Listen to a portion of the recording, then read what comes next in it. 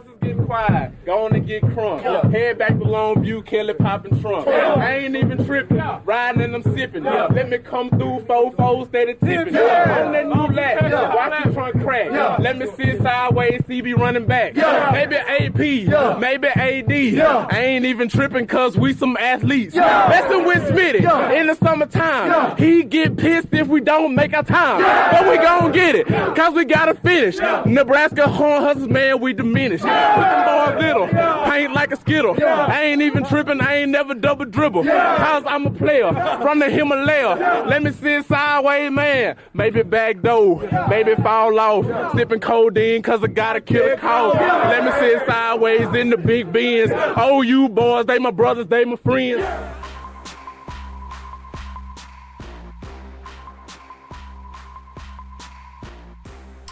All right. Welcome into another special episode of FullbackU. OU's got a bye week, so I wanted to hit a recruiting hard, get my student athletes ready because we got, a bunch of OU fans, a bunch of OSU fans, and I couldn't think of anybody better in the recruiting world than the best trainer in the state of Oklahoma, my guy, Sean Cooper. How you feeling, Coop? I'm good, man. I'm good, man. In the 580, just rolling. Yes, sir. Man, any kid, for anybody that's out there, I definitely want you to promote the gym and everything. But, beyond that, man, recruiting is a special time for people. And I always say it brings out who you truly are. And, for me, you want to get around people like yourself that are going to tell you what you need to hear, not what you want to hear. I'm sure we're going to get into a lot of those. But, my thing is when I bring my son to you, I know he's going to get cared for. He's going to be in great hands. Just let everybody know your background, man, football-wise, and then how you got into training. So, man, basically, man, I'm from Pittsburgh, Texas, man, East Texas. Down there, I came to Oklahoma. I had never even been to Oklahoma. I came to Southeastern Oklahoma State. I played 4 years. I played 4 years there. Started there, won conference 4 years straight. Then, man, I went and played 5 years professionally in Europe. So I played in Germany for 5 years. Did my thing there, MVP, broke the Russian record, set the Russian record, and all that, man. Then I came back here, had a kid. So I came back, and then one of my best friends, he was my defensive coordinator at the time. You know, Coach Atterbury, Bo Atterbury. Mm-hmm. One of the best coaches in the nation. People don't know any level, Power 5 down. He had came back to his alma mater. He was going to apply for the head job at Southeastern. And, man, long story short, he brought me in as a strength coach, and then he snuck it in there on me like, hey, I want you. After I was like, yeah, I'm going to come be your strength coach. Like, hey, I'm going to need you to coach running backs. So, man, I had to coach running backs, but I did that for like 4 years, you know what I'm saying? I did that for 4 years and 5 years, I'm sorry. But in the time doing that, it's crazy because I never knew that I would be doing this. But, like, I'm like busting it down, head strength coach, coaching running backs, and I was blessed with the best backs. Like, I coached Devlin Wortham. He was all-time leading rusher in GAC history. And then Ronnie Green broke the single-season record, and they both had 1,000 in the same year. So I got to coach them, but then I got to recruit.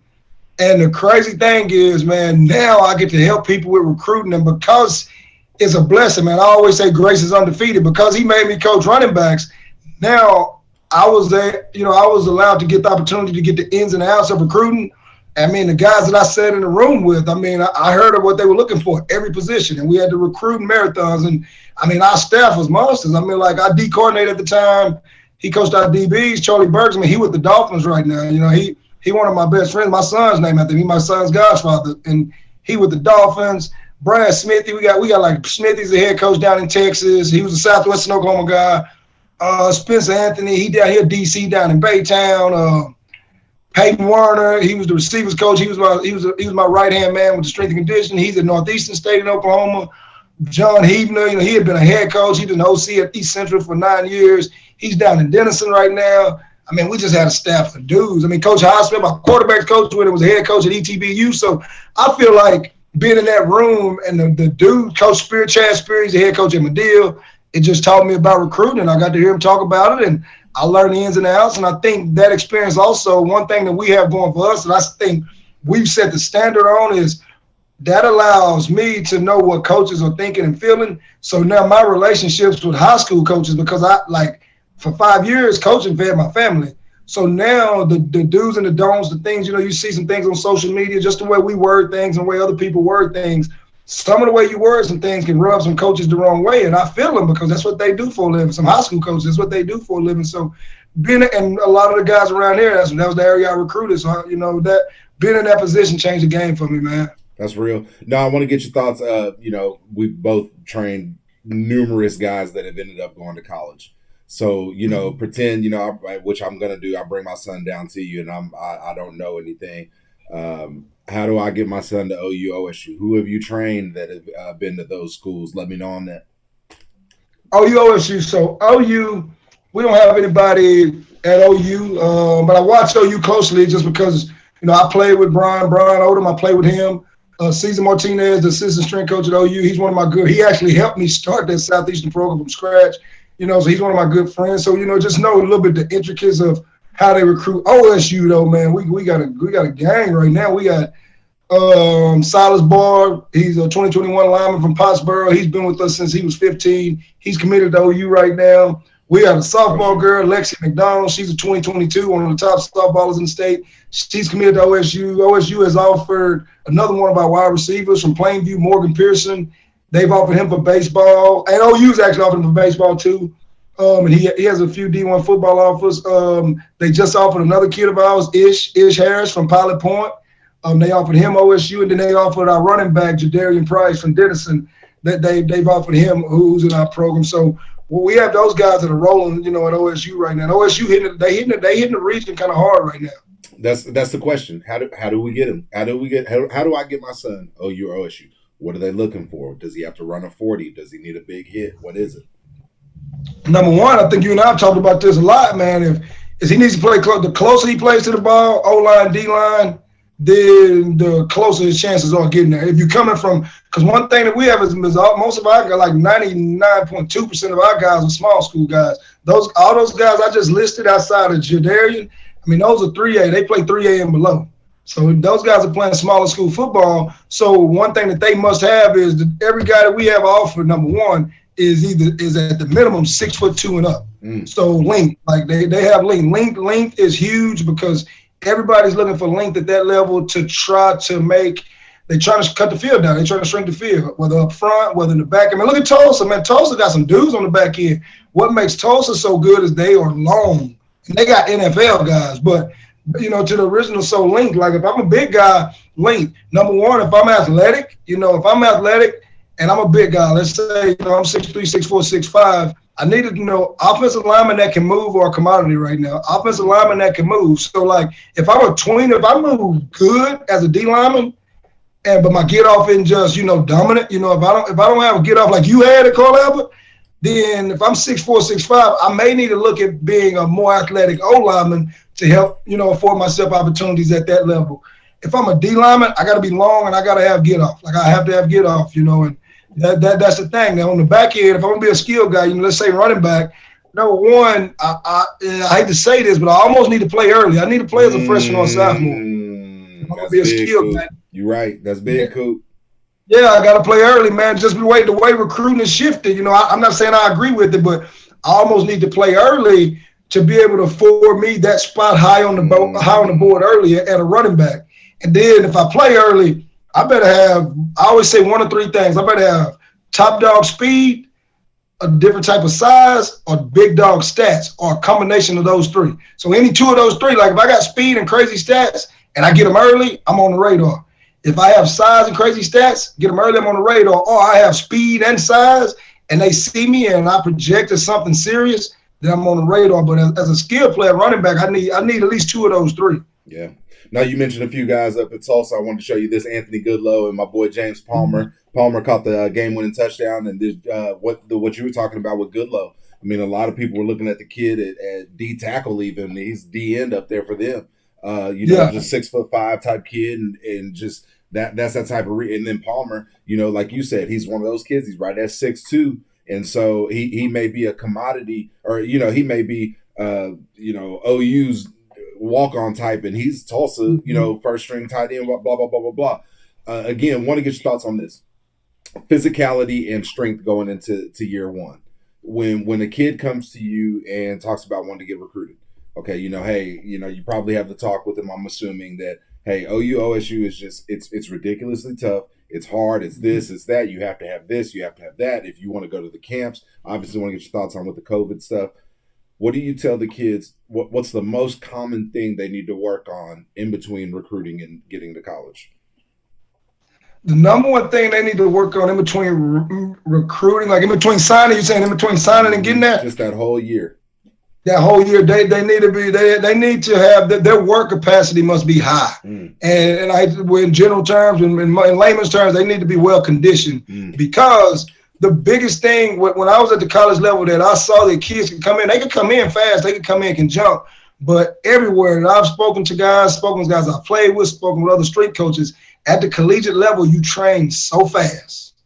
You train so fast, so you have to be well conditioned and your work capacity needs to be up. And you don't neglect strength and you don't neglect power, but you have to have your work capacity up and you need to be training in a way that's almost high intensity intervalish, but, putting yourself in position to be able to keep up because, like let's say like you got an old school, because if you got the old school street coach at the college level, then he going to take all 8 hours the NCAA gives him. Or if you get a guy like me and some of the guys like kind of my train of thought, we getting in and getting out, so like when we were at Southeastern, we never trained longer than an hour 20.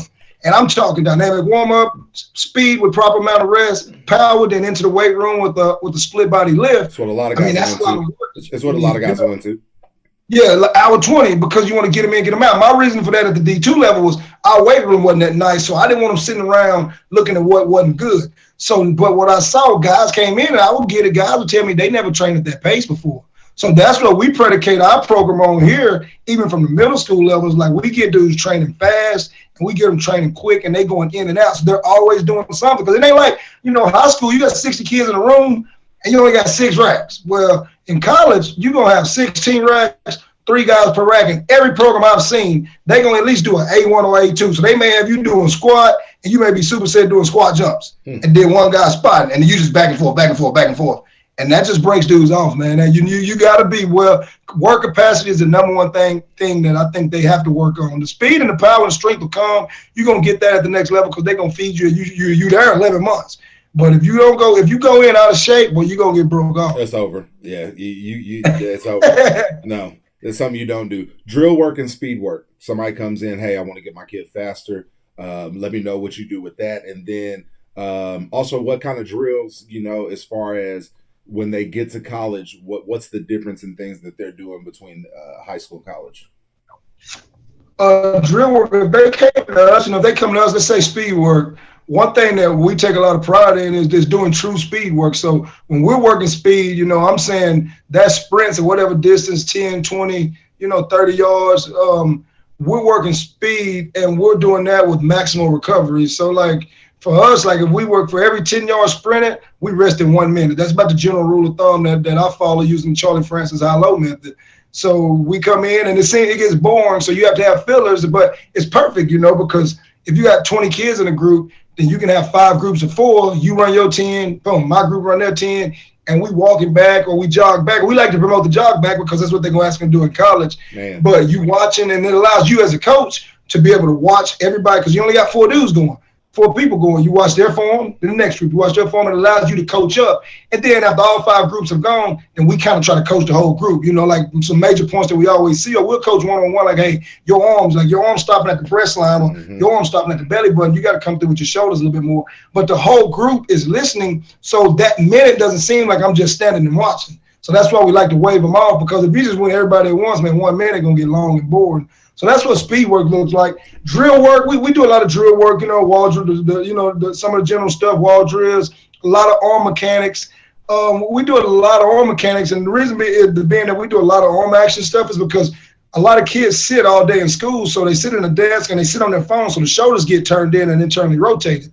Well, I always tell them, like, especially baseball, softball kids, a lot of the seated arm drills and a lot of the arm stuff we do is killing 2 birds in 1 stone. It's helping you get faster and more efficient, but it's also prehabilitating the shoulder, because if we do it properly, we're taking the shoulder through a full range of motion. So we're getting those prehab properties. So we do a lot of arm action drill work. We do some footwork. We do a lot of footwork, and then we do a lot of jump work. As far as drills, I'll say the difference that you see and now in today's time is a lot of people are going, versus when you and I played, a lot of people are going to those true speed models where they're training speed 1-2 days a week and they're allowing maximal recoveries. and it's allowing a healthier athlete, and a lot of athletes are getting faster, and it's making workouts more fun because it ain't like when we was going, you and Smitty, it was like you pull the sled, you back up, you pull the sled, we running repeat 10s, and then there's still a place for that, but what I've seen is a lot of people going away from that. But at the high school level, a lot of people still doing that, and I'm not knocking it, but it's just because at the high school level, you may only get 50 minutes with them in a period, and in that 50 minutes, they got to come from the school, get dressed, and if they got to go back to school, you got to come get dressed, get out there, warm up, do the speed work, hit the weights, get them back in the locker room, get them undressed, and they got to go back to the school. Or, vice versa. So a lot of people just don't have the time to be able to do everything that they need to do within an athletic period in the high school, in the high school realm. Let me ask you this, because I know you're the man on this. What should we not do? And I know there's one thing that we should agree on, as far as I don't want to tell you how to raise your kid, but if you come in here and ask me for my advice as a trainer, I'm going to give it to you. I may be sarcastic at certain times, but I'm going to be real with you most of the times. This one's kind of sarcastic, kind of real. If your kid wins a Little League baseball tournament on a random weekend, don't buy him no big ass ring, okay? They better. My son better win a damn national I better see him on ESPN before he wins some of these rings that these kids be holding up. But no, I joke with that. But what are some things in training? Should I throw tennis balls at people with my shirt off? Should I? What should I do? What cone drills should we just do? Speed ladder? Will that make us better? What are some of those things you talked about with the high school coaches that we should not do? Let me know. I think I think number one is we shouldn't belittle kids. I think I see parents, a lot of time I get parents bring their kid to us and they're like, well, his confidence sucks. So then I listen to them talk to him. I had one dude, what do you call his kid? Kid was like 7. He told him like he just run like a retard. Well, I'm pretty sure he's not going to want to run like that because you belittled him. I think belittling is number one. I think trying to train a kid, and I'm saying a younger kid about 14 down, trying to train them like a high school, college, or professional athlete too early. Because they don't, just because you see Tom Brady do it, that don't mean that's what your 10-year-old quarterback do. That's number two. I think placing too much demand, thinking more is better. More isn't always better. More is more that I have to recover from. If I'm doing more of low quality work, then I'm ingraining low quality habits and biomechanical patterns. So I think more. I think you're saying the latter. I think more focus needed. I think right now because of Instagram and everything, a lot of focus is put on flashy drills. Do we do them? Yeah, we do them too, but we train speed and we train lateral movement each and every week. We in each quality once or twice a week. That I think more focus needs to be placed on like proper body positioning and proper landing. That's one thing that we focus on when we're in. And another one is jumping on boxes too tall at the wrong time. Mm-hmm. So you get 10-year-old, 11-year-old, I can jump on the 30. Well, you might can jump on the 30, but if you landing like a hind catcher, then if you're not playing hind catcher, when are you getting in that position in your sport? Because we want to train proprioception of the knees, and especially at a young age, we want to teach the joints and we want to work coordination from the brain and the body to be like, hey, this is a proper landing. Your knees shouldn't go here. You shouldn't knee bag here. Your feet shouldn't be always ducked out because my feet are out, my knees are going to go in, and I don't want my feet going in and my knees going out. I think more focus needs to be focused on body positioning and on effort, but not as much so as how much I sweat, how intense, and lastly, how hard a workout is does not dictate how well it was and how much you improved. A hard workout just means it was hard. Now, can I improve? Can I do things the right way and it's hard? Yes. But it's some simple things that you and I know. Holding a kettlebell in a single arm right here with standing on a single leg, working hip flexion on the opposite leg, that's extremely hard. And it's really efficient, and it has my body working. It has it coming from my wrist to my elbow to my shoulder, all the way down to the opposite ankle. But a kid ain't gonna think that. A kid ain't gonna think that that's the method. You're right. And so it's just so much. No, I don't think we need to be throwing tennis balls at kids. The instability training that you see a lot of the pros, like Alvin Kamara did. I mean, they just kids don't need that. I mean, well, if I can't even squat properly and I can't do a proper RDL on lunge. And I don't need to be standing on a Bosu ball with one leg trying to catch with goggles on and 2 fingers. I mean, it's too much, it's just too much. And that's where we get to not training them like pros, That's one of the most worn out, statements outside of the word elite, train like the pros. We don't train kids like the pros because they aren't pros. Because if we're training a 12-year-old just the same way we're training Cody McElroy with the Buccaneers, then one of them is getting cheated. Either the 12-year-old is training outside of the demands on his joints and ligaments and tendons, or Cody getting cheated because he's doing what the 12-year-old doing. The only thing we do, like the pros, is think, baby, show up on time, on point, be disciplined, respect your teammates, respect your coaches. Our code is like the pros. That's everybody, but that's the same code that we tell the mothers and fathers who come in our adult program, but training is totally different. Yeah. Well, you're also not going to throw my son, thankfully, in with a Tampa Bay Buccaneers player like that. No. Yeah, we did it. Yeah, because especially a dude like Cody, Cody come in and he just like messing with the kids, So. Oh, absolutely. Yeah. No, I'm just saying.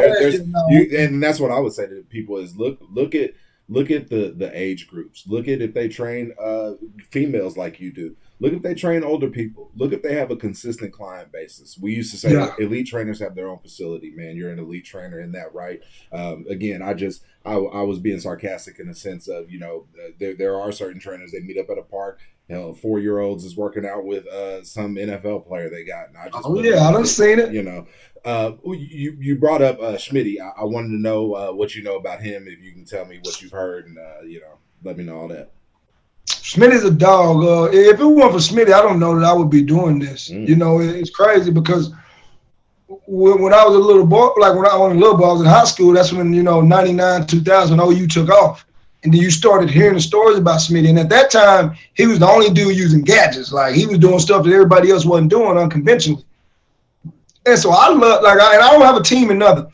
I love that 2000 OU and that 2001 because when you watched them, you knew they were dogs. Like, before you even heard the story, it was after, when I read Josh Heupel's book, I was like, okay, this is what I saw. So you saw that they was grimy, they didn't have no 4 or 5 stars, and they was getting it in, they was beating dudes. And then I read Heupel's book, and then you really learn. Well, then I started hearing the stories about Schmitty when Brian Odom transferred and I played with him. Mm-hmm. So then when I hopped out, when I started coaching, Odom had hooked me up with Schmitty. So I used to go up and see Schmitty every summer, man. And I go up and see him, and I get to sit with him, and then I would sit with and then Russell Dennison was up there, so I knew Russ, and so Russ and Schmitty. And then every year, man, I go up there, and I met Schmitty, and he was a good dude. And I liked everything about the way he did everything. It was just hard work, straight to the point. But I asked Schmitty, the first time I ever met him, I said, Schmitty, what's the key? Because people don't know this. This is a stat. This is going to get you. Schmitty's trained more Heisman Trophy winners than any other strength coach in the world.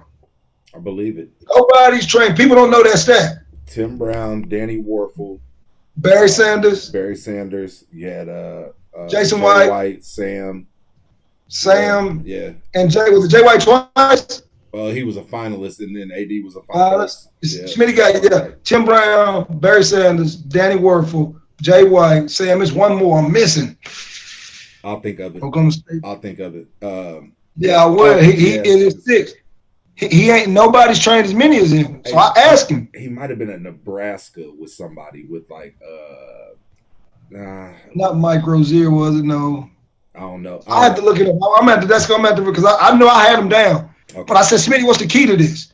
He say, man, this straight up. He gives me 2 things every time, and I kept asking him every year. He said, number one, you got to have a wife that understands, and you got to show the big guys love. Ooh. I'm like, that's it, Schmitty? And I'm thinking he's going to give me this crazy. And so I go back to the next year.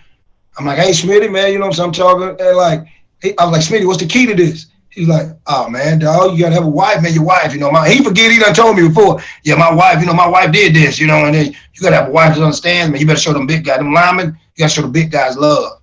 So, man, I just took that and ran with it. To me, Schmitty was the dude. And so one time it was, I can't remember the kid that came in. He came in late with the freshman class. And, Schmitty going to pre-test all the freshmen. So this receiver came, I think he was from Cali. He's like, hey, dog, I need you to help me. I'm like, help you do what? He was like, I want you to do these times with me. So they time to do 40, he throw me a stopwatch. I'm like, oh, man, I say, if Schmitty got 4.5 and I got 4.4, this ain't going to go good. So, man, but he let me time it. Our times was on point. And, for me, though, as a young strength coach, that was huge for me, that he was humble enough to do that and that he would trust me and throw me a watch. And that was always, so I always kind of modeled my game a little bit after Schmitty with my own style, but Schmitty was good. But so what I started doing was, and I came back and I just showed the linemen so much love. So we had our weight room and I still do it. Rack 1, the only people going in rack 1, that's the dog rack, is gonna be a lineman. It's usually gonna be our left tackle. And dudes took pride in rack 1. And you knew, in our weight room, you don't even come to rack 1 unless you play O-line. Real. Yeah, because that's what, because you think about the contrast, and we talking about recruiting, a defensive lineman, you're going back, a defensive lineman has probably been your most athletic guy his whole life. A D1 Power 5 D lineman, he's been great. He's been making plays. He done play running back in the league. But an O lineman, he probably psychologically was always kind of big, and he was the kid that got picked on for being forgotten about. So it made sense, and so I just started showing them dudes love. We flipped the program in Southeastern off that. Our linemen knew it was their weight room. They had the choice on music, everything, man. They control, they dictate the pace. Yeah. Well, one time you brought up, you got to see how much I worked with linemen too. You, and shout out to you. You bring up one of your best players, which is so humble of you. Most trainers wouldn't even associate with other guys. Heck, you bring me one of your best clients to work out at Pro Day. That was awesome. Yeah. We do it, we send down guys to you. You worked with Carl Albert. You worked with Rabbit a couple times. Rabbit, yeah. So, there's plenty of guys. But speaking of, let's end it with that, man. Tell me about the facility. I know it's growing like crazy. Every time I look, there's more and more people. It just looks beautiful. So let me know. I mean, it's good, man. This is our second facility. We built this from brand new from scratch. It's over 10,000 square foot, with the outside. Got the red turf. Got over 50 yards of turf. We do everything we need to do here 7-on-7. We practice here. We lived here. We meet here. We got an academic room upstairs. We got a players lounge. We got the PS4. I don't know how it'd be long before we get the PS5 from the looks of it, but we got the PS4. And it's growing, and everything that we do, is geared around, small town athletes or athletes that have lesser than opportunities and exposure. So, for Oklahoma cats, that's most of Oklahoma, especially our area of southern Oklahoma. But, we're in an area where we call Texoma, and that's southern Oklahoma. And it's the northern part of Texas, north of Dallas, about north of McKinney. And that's our hub. We go all the way over to Otterbell and about over to Ardmore and a little bit further, west of Ardmore. And those are the kids that we try to reach. And everything that we do, our mission is to bring more recognition, notoriety, and exposure to this area. We don't go to Dallas looking to do this. We don't really go to Oklahoma City. Rabbit's cousin was with us. Rabbit come down. And, at that point, it's a different level. But at the high school level, like the roots and the foundation of what we do, we serving a small town kid and giving them a big city opportunity to train. I mean, I feel like from a program standpoint, top to bottom, you said something key earlier. You was like consistent clientele. Yep. From all the way from 5 years old to we at 65 years old. There's not many facilities in the nation. I ain't talking about Oklahoma. I'm talking about in the country that has a program the way we have it from 5 to 65. And that's a testament to, this area, believing in us and trusting us. And it's a testament to my staff. I got some dog coaches, that just run around. They get it in and they loyal. Like my right-hand man, I coached him in Southeastern, man. He been working here 4 years.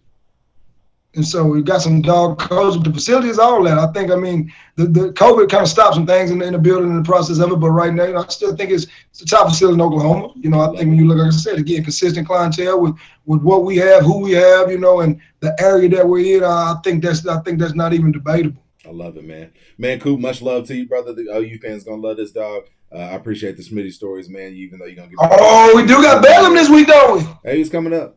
It's coming up. We got Bellum, and hey, send some bad luck to them boys from Ardmore heading up to Carl Albert for the second round of the playoffs, man. They do. Ardmore. So who we got? Yeah, real quick. So you got Ardmore, Carl Albert. You got Plainview Heritage Hall. That's the one I'm gonna go to. I'm gonna go to Plainview Heritage Hall. We do got some cats from Heritage Hall. We got 2 cats. Shout out to Jaden Williams, Big Joe Washington. We do got some Heritage Hall cats. Yeah. And then we got the monsters at Plainview. We got a sophomore 2023 monster, Morgan Pearson. The top 2023 multi-sport athlete in Oklahoma. Yeah, you always tell me about him. I believe it. We're going to see him this week.